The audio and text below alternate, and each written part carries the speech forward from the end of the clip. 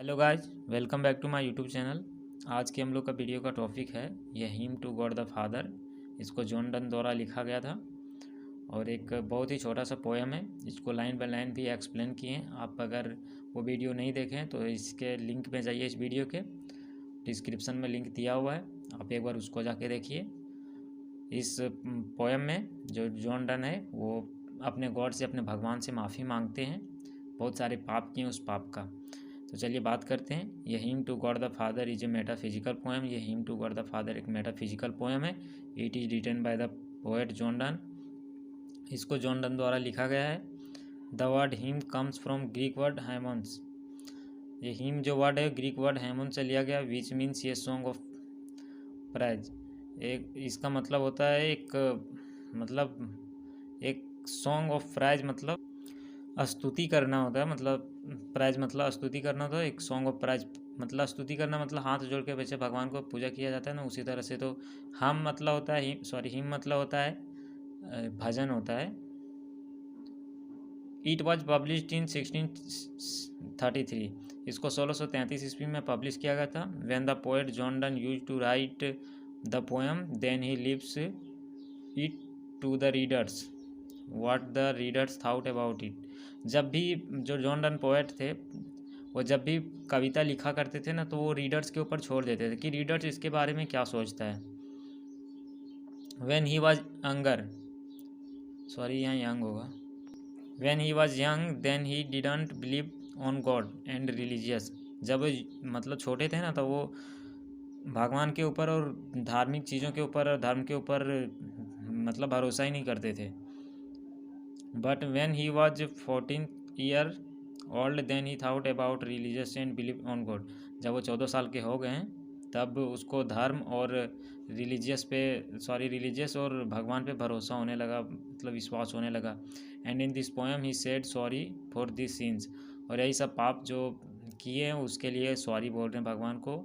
The first stanza of this poem the poet said to God please forgive him for that sin which happened before his born. इस पहले पंक्ति में पहले stanza में कवि कहते हैं भगवान से कि प्लीज़ फॉरगिव हिम, कि प्लीज़ आप मुझे माफ़ कीजिए। अब यहाँ देखिए, आप बोलिएगा कि फॉरगिव हिम यहाँ क्यों लिखा है, क्योंकि ये इनडायरेक्ट स्पीच में चेंज हुआ है इसलिए हिम हुआ है। ठीक है, तो वही बोल रहे हैं कि आप मुझे माफ़ कीजिए, जो पाप मैंने मेरे जन्म होने से पहले हुआ था मुझसे, वो सब पाप मतलब माफ़ कर दीजिए उसके लिए।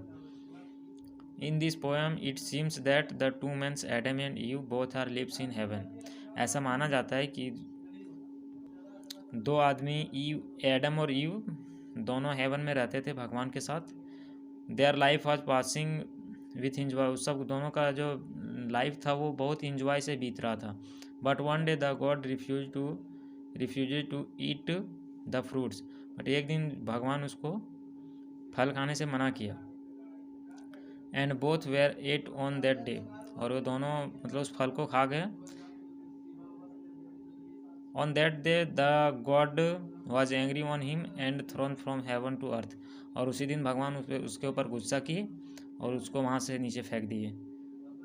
And it is that sin which is happened before the poet born. और यही पाप था जो पोएट के जन्म के पहले हुआ था। In the next line the poet said it is his sin और एवरी मैन सीन। और इस लाइन में कवि कहते हैं कि ये सब मेरा भी सीन था और सब इंसान का, जितना भी आदमी है सबका ये सीन था। विच वॉज डन बिफोर, जो पहले हुआ था। He said that you will forgive him for that sin which he is committing now and was already doing. वो कवि कहते हैं भगवान से, क्या मुझे आप उस पाप के लिए माफ़ कर देंगे जो मैं अभी कर रहा हूँ और जो मैं करता आ रहा था। He said that he hate this sin yet he commits them। ये कहते हैं कि हम इन पापों से नफरत करता हूँ बट फिर भी ये मुझसे हो जाते हैं। He said when you forgive him for those sin even though his work is not ever because the poet has more sin। कवि कहते हैं इसमें कि अगर आप मुझे इन सब सारी चीज़ों के लिए माफ़ कर देंगे, इन सब सारे पापों के लिए माफ़ कर देंगे, तो भी आपका काम ख़त्म नहीं होगा, क्योंकि मैं और सारे पाप किए हूँ। He said that you will forgive him for that sin what he told other to do. आप मुझे इन पापों के लिए माफ़ कर देंगे जो मैंने दूसरों लोगों को करने के लिए कहा। The poet himself have committed but he has opened the door of their since for others. कवि कहते हैं कि अदर्स के बाद एज है, कवि कहते हैं कि मैं तो खुद तो पाप कर ही रहा था, बट मैं उन लोगों का भी पाप का द्वार खोल दिया, पाप का दरवाज़ा खोल दिया दूसरों लोगों के लिए भी, कि आप मुझे उन पापों के लिए माफ़ करेंगे।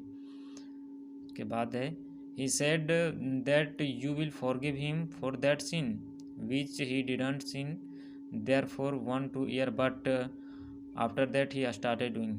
कवि कहते हैं कि आप मुझे उन पापों के लिए माफ़ कर देंगे जो मैंने शुरुआत में तो 1-2 साल नहीं किया, छोड़ दिया, लेकिन फिर से मुझसे 1-2 साल के बाद होने लगा। He said when the god will forgive him for this sin even then his work is not over. कहते हैं कभी कि जब भगवान मुझे इन सब चीज़ों के लिए माफ़ कर देंगे, जो गॉड है वो मुझे माफ़ कर देंगे, तो भी उसका काम ख़त्म नहीं होगा। He also has one sin that is very afraid. इसका एक मतलब पाप ये भी है कि ये डरते बहुत हैं। when he die he will not be able to go heaven। जब ये मरेंगे तो ये जानते हैं कि हम तो मतलब स्वर्ग जा ही नहीं पाएंगे। he will somewhere between heaven and hell। ये कहते हैं कि हम तो हेवन और हेल मतलब स्वर्ग और नर्क के बीच में ही रह जाएंगे। he said to promise that when he die then God's son and the poet should remain like। वो कहते हैं कि एक वादा मुझसे कीजिए कि जब मैं मर जाऊंगा तो मैं आपके बेटे के साथ मेरा आपके बेटे का लगाव जैसा जिससे रिश्ता था वैसा ही रहना चाहिए। when God will do all the work then he will not be afraid for any sin। जब आप भगवान इसको इन सब चीज़ों के लिए माफ़ कर देंगे पोएट को, तो ये मतलब अब डरना बंद कर देंगे कोई पाप के लिए, और ये बेफिक्र हो जाएंगे।